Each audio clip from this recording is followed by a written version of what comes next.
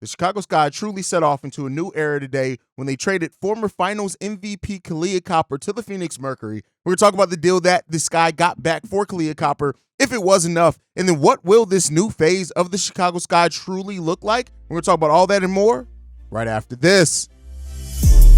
Welcome to Chicago Sky Central, and here's your host, Haize.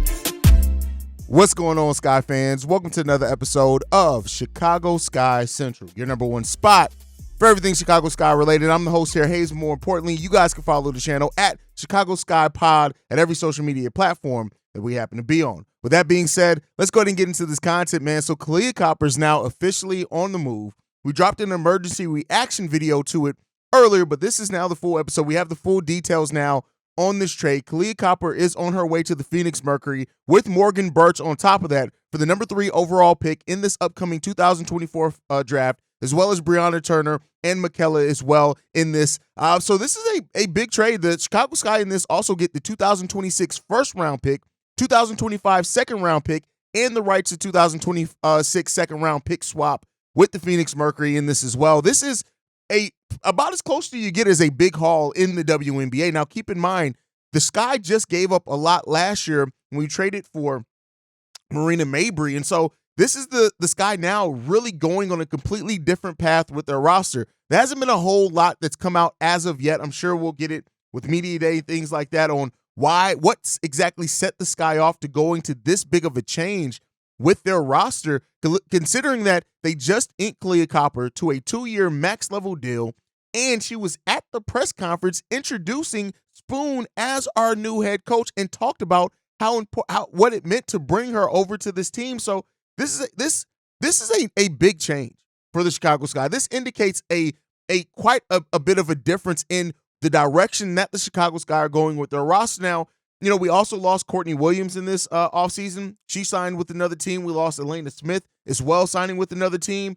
But now the Sky really go on a different direction. So, you know, losing Kahleah Copper, or trading her away, I guess I should say. It's not like we lost her in free agency, but trading away Kahleah Copper was not something that I think was on a lot of people's radar or thought that the Sky were going to do. It seemed like the Sky were really kind of focused on building around Kahleah Copper and her skill set, and trying to bring a more talent to pair with her. When you look at Courtney Williams, who did leave in free agency, a big portion of her and Isabel Harrison saying why they came to Chicago was to play with Kahleah Copper. So, you know, now Kahleah Copper goes to a team that's slated to be stacked. She's also on the team with Sophie Cunningham, who she doesn't get along with. But now you got Natasha Cloud, Kahleah Copper, Brittany Griner. You still got Ashley Jones, who was a high draft pick for them last year, doesn't necessarily play into their. Diana Taurasi still there as well. Like, this is going to be a fun team to watch, and what the Phoenix Mercury have now built with this team. They have tough players that are going to give and fight and compete.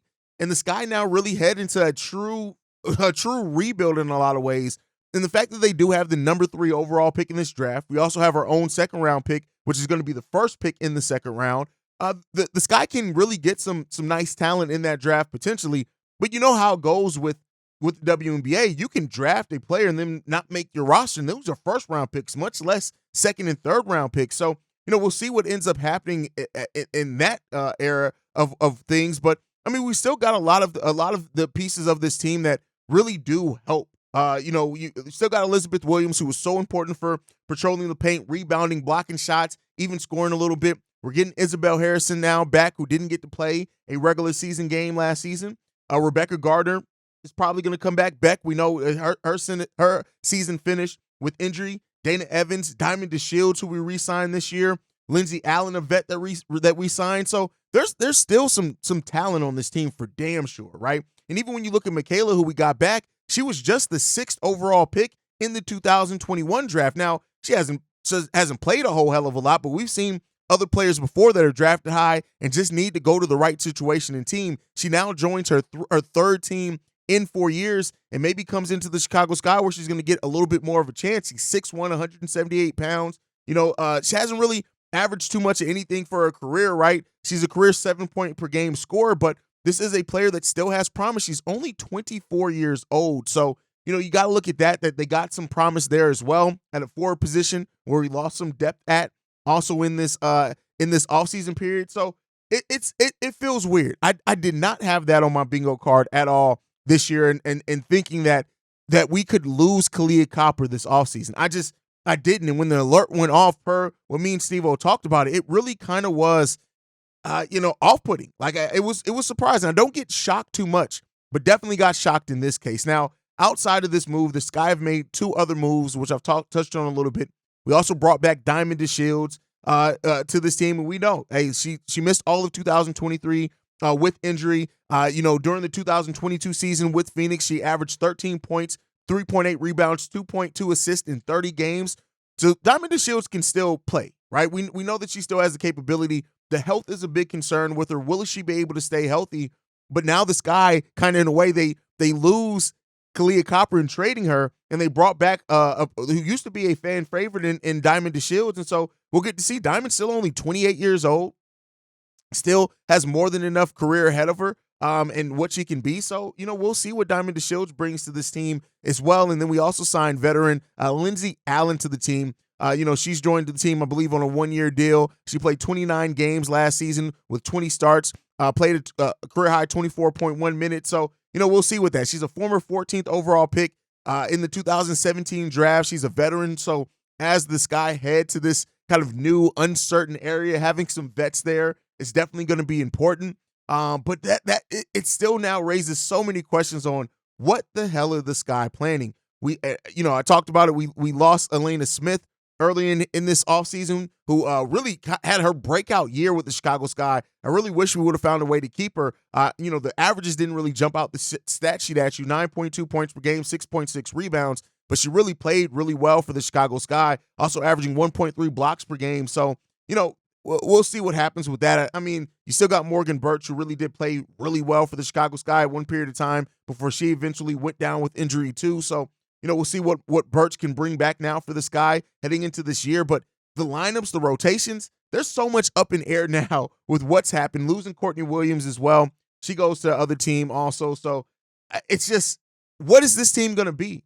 What is this team going to be is the bigger question. And, with Teresa Weatherspoon coming into this team, it really thought that the Sky were going to make the move now to try to go back at contending, maybe even sign some big free agents. What the Sky's name we're interested in a lot of the top free agents heading into this free agent period. We didn't really get any of those. We didn't get any of them. And this may be the reason why, and now you have Marina Mabry, who's 27 years old. She'll be 28 before the start of the season, I believe. No, she'll be 28 by the end of the season. Who averaged 15 points per game for us and 3 rebounds, 3 assists. Now, she's kind of going to be looked at as maybe the number one option for the Chicago Sky team. And that's to say that maybe the Sky aren't even done, right? There's something to be said that maybe with what the Sky are doing, they may go in full asset acquisition mode and try to move a lot of these pieces. So, while Marina Mabry is somebody we just spent a lot of capital to bring into this team, I won't say that it's a foregone conclusion that she's necessarily going to be back either in this. So, we'll see, man. This is probably, I know last year we lost a lot of players, like one by one, Candace Parker going elsewhere, Sluty going elsewhere, deciding to go play somewhere else. And we lost a lot of our pieces, but Azurá Stevens leaving as well. But that was kind of an exit that we replaced with some players. And then we had players injured, but this really feels like a restart by this Chicago Sky. It feels like a restart. Like, we have a new chairman in Rawlinson who came in, who her and Kahleah Copper introduced, Witherspoon to this team. And now I don't know if we have a direction. I don't know if we have that, right? Keep in mind, this was a team that set off the season were rumored to be interested in Skylar Diggins. NECA was potentially a target for us. And we end up not going any of those directions and completely gone a different direction. Now, James Wade, who was the GM and coach, losing him and, kind of the vision that he had when he traded for Marina Mabry and what, he had planned to do, this is a new path. And I guess we'll see what happens, man.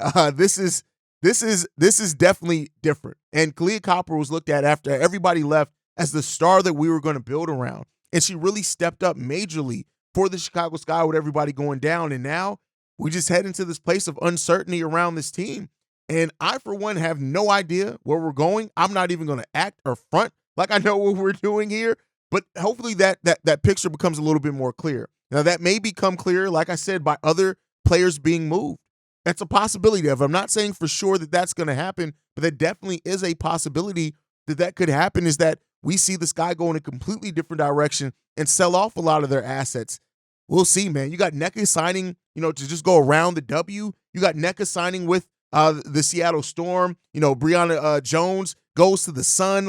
And now with Kahleah Copper on top of all of that, NECA only signs a 1-year deal with the Storm on top of that. So, listen, we knew that when the super teams formed in the Liberty and the Aces last season, with the Aces have been slowly building towards that anyway, that could set off some difference in the WNBA as far as just a different way in which the teams operated and how aggressively they went after kind of other places to get their team. The Mercury, the Storm are clearly going after something here. We'll see if they can end up getting to the place of being, that championship contender. But this is big now. And, Kahleah Copper already posting to her Instagram, a heartfelt message for Chicago Sky fans. Man, we'll see where this goes, man. We'll see where this goes. This has been already a very interesting offseason. Free agency basically just started on top of that. Like I said, Brianna Jones re-signing with the Connecticut Sun, DeWanna Bonner signing with the Connecticut Sun, re-signing with them. What is going to happen? What is this arms race in the WNBA really going to look like?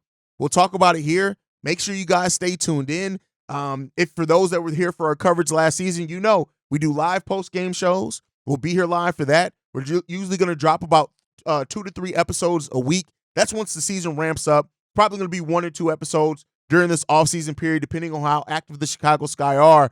But we're gearing back up for Chicago Sky's coverage, and we're going to see where this takes us, man. This is a new, uncharted area in a lot of ways for what the Chicago Sky are going to. And I'm happy to be one of the people at the forefront of this.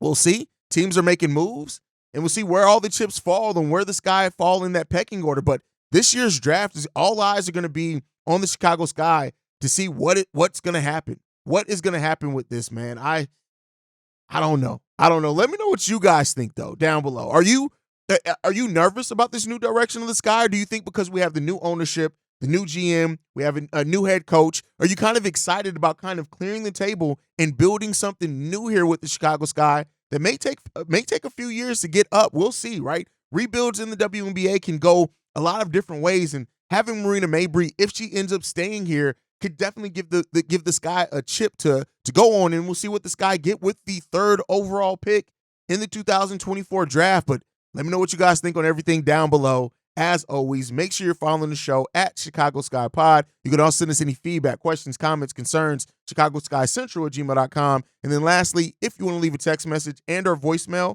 for the mailbag, we do share it with Chicago Bulls Central. The number to do so, 773-270-2799. We are the #1 spot for everything Chicago Sky related. And I'll see you guys the next time we go to Skytown. Peace, y'all. This has been a presentation of the Break Media.